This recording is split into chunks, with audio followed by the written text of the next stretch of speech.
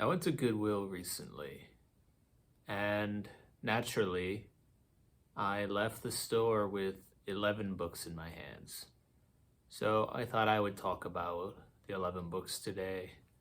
I know I haven't made much content recently, so I thought a little book haul would be something short and sweet, not too complex. So I'm just going to get into them. Book number one, picked up the ISIS Apocalypse, the history, strategy, and doomsday vision of the Islamic State. So this is about ISIS, obviously, but this was written in 2015 when ISIS was kind of at its peak. They're since defeated. At least the Islamic State is. ISIS is still around. I actually just read this. I'd give it. It's like a 3-star read. It was interesting to learn about the rise of ISIS and why they became so powerful so quickly and how they were different from Al Qaeda, who were the main bad terrorists for a long time. I'd be interested to see an update or to read some content on why ISIS failed. I don't know, we killed them all, something like that. Book two is The Noonday Demon by Andrew Solomon, subtitle The Atlas of Depression. So, sorry, I'm watching a cat right now and it's all over the place. It's shaking the camera. The Noonday Demon is a huge work. It is fat. I'm reading it for March of the Mammoths right now. Even though it's under 800 pages, I don't care. But it is a really comprehensive work on depression. Solomon intermingles his experience with depression, which he has suffered with for most of his life, to include 3 breakdowns that he had. I think 2 were really long mental health breakdowns. So I'm only 101 pages in right now, but I've really been enjoying this so far. I started it last night. I actually have been burning through it, and it's really valuable, especially now with mental health crises being where they are. It's definitely really relevant to friends and family and coworkers and the like. So I think this is an important read. I'll let you guys know when I finish if it's worth it, seeing as it's so big. But the first 100 pages have been a thumbs up from me. The Noonday Demon. Book 3. War is a Force That Gives Us Meaning by Chris Hedges. And Hedges is or was a war journalist, war correspondent, and he's seen a lot of tough shite in his days. So I think this is just a long essay or his commentary on war, maybe the morality of war. Yeah, so it mixes hard-nosed realism with profound moral and philosophical insight. So war is something that interests me, so I thought I'd pick up this little slim volume, see what the war journalist has to say. All right, next we got Rise to Globalism by Stephen Ambrose and Douglas Brinkley. I've heard of Stephen Ambrose. I know he did Band of Brothers. But this just caught my interest because of the American politics focus. I recently read a book in January called Invisible Doctrine, which is about the rise of neoliberalism in America and the world. So I think this Rise to Globalism, American Foreign Policy since 1938, it's like the 8th or 9th edition. They've updated it to the George Bush presidency, I think.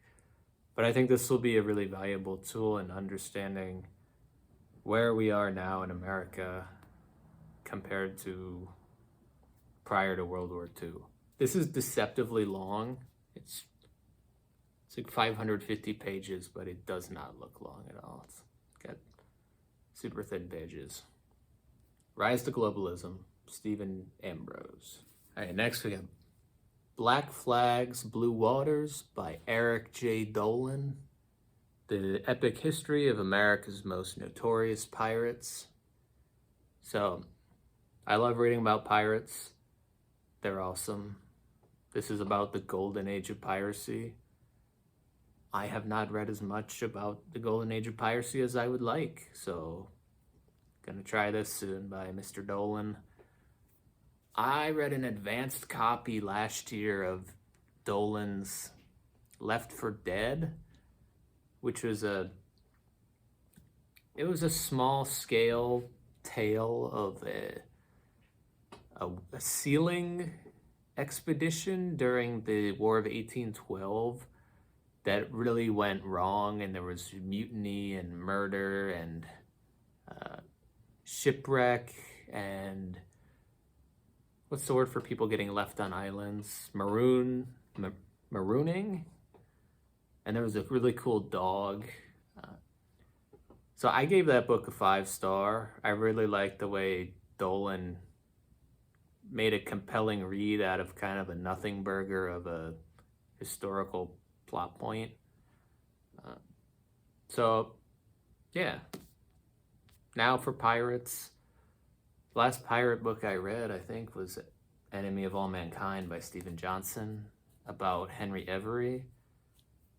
I assume Henry Every will be in here, but I'd wager that it's mostly the Golden Age pirates who were like 30 years after, like Black Sam Bellamy and Blackbeard and Mary Read, all those other cats, Calico. So, Eric J. Dolan, pretty cool author. All right, next up we got Poor People by William T. Vollmann. I've never read Vollmann. I know he's got Europe Central and those Native American books, but this is a nonfiction. It looks like it's basically Vollmann goes around the world and asks people why they're poor or different questions like that. I haven't read it, so I don't know.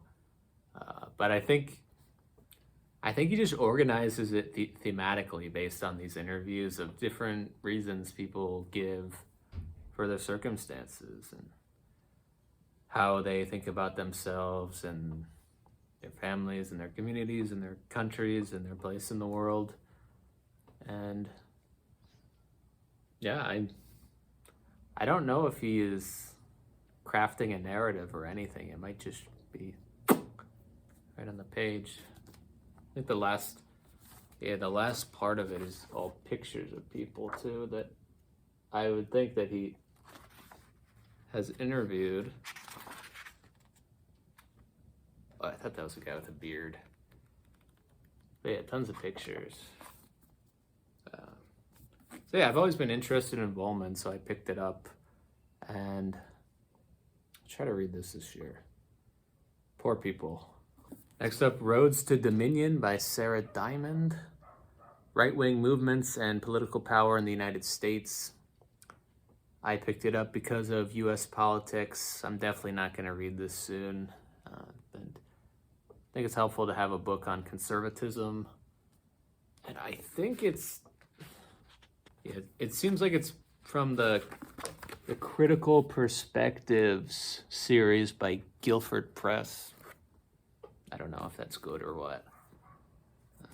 But it's kind of a big book. Looks dense, so. Roads of Dominion. Roads to Dominion. Next, Homage to Catalonia by George Orwell. It's a nonfiction work by Mr. Eric Blair himself.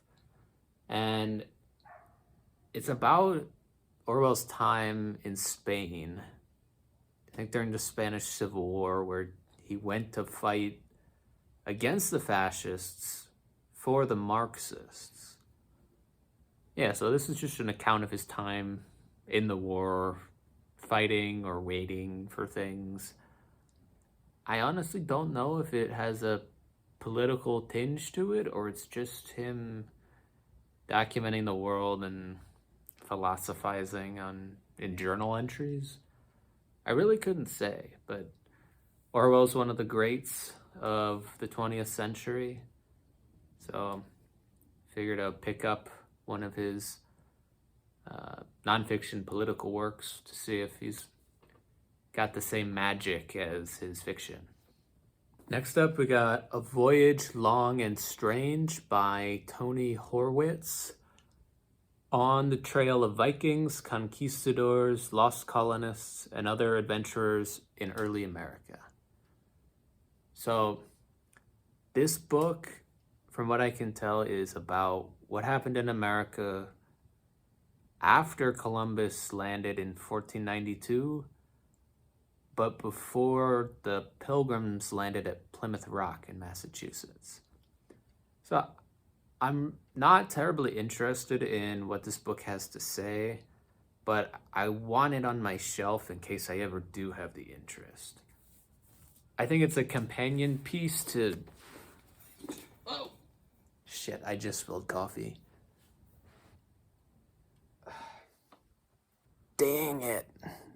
I just cleaned up the coffee spill on the carpet. I think it's a companion piece to 1491, which is what was happening in the Americas prior to Columbus arriving.